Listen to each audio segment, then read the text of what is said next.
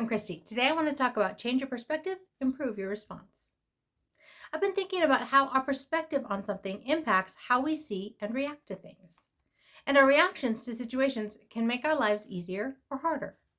If we can learn to shift our perspective, maybe we can make life easier for ourselves and for our loved ones.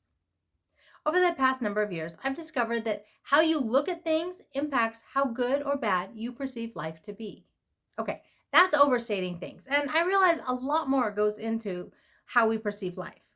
But there's also a lot of truth in the statement.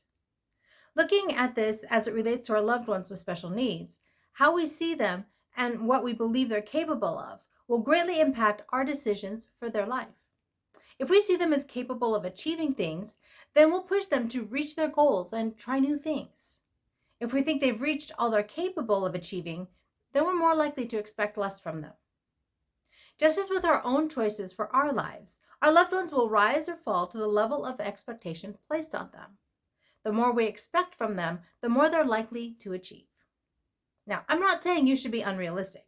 We absolutely need to be realistic about what they can accomplish. And we need to look at them as individuals, just like we would any other family member. My dreams and goals for AJ are dramatically different than my dreams and goals for Sean. But I also expect both of them to continue to challenge themselves and to grow and learn new skills. Yes, my dreams and goals for AJ include a lot of accommodations and modifications, but they still include him living apart from me and working in a job on a consistent basis.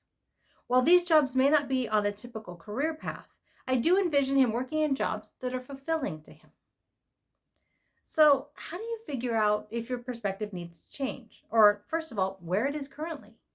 Well, it can be a complicated answer, but I think the simple answer is to simply stop and think about what you think about your loved one and fill in the blank.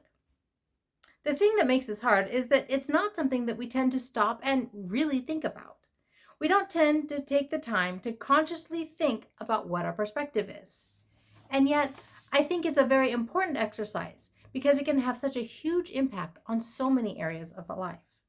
For example, maybe you're interested in making some conscious choices about how you see your loved one. So you take the time to really think about what you want for them and why you want it.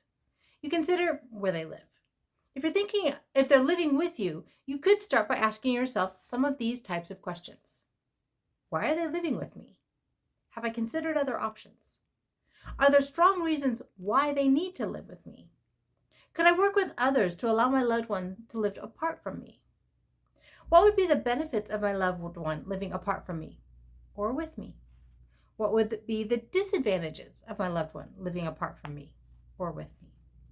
I think you get the idea. Once you figure out where your perspective is currently, you can then evaluate if it's where you want it to be or whether it needs to change. If it needs to change, where do you want it to be and how do you want it to shift? Part of me wants to give the glib answer of just choose to change your perspective. And while there's a lot of truth to that statement, I know it's really not that easy.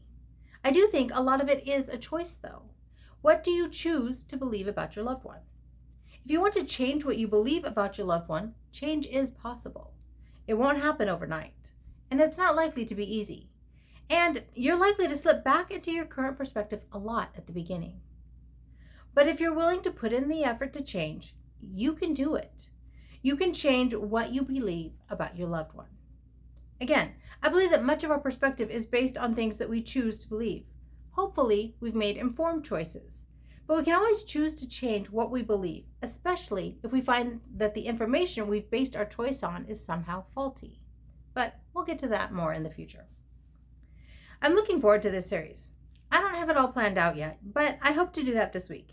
In the meantime, if there's something specific that you would like me to cover, let me know and I'll see if I can make that happen. So my question for you this week is this. How do you see your loved one with special needs? Do you think there's something that you might need to change your perspective on? I'd love to hear your thoughts. You can leave me a comment below or you can leave me a comment over on the blog. That's at www.havenofhopeforme.com. This originally posted in May of 2022. You can always email me if you prefer at Christy, CHRISTY, at havenofhopeforme.com. I'm thinking through my perspectives on AJ so that I can continue to say, that life is good and there is never a dull moment.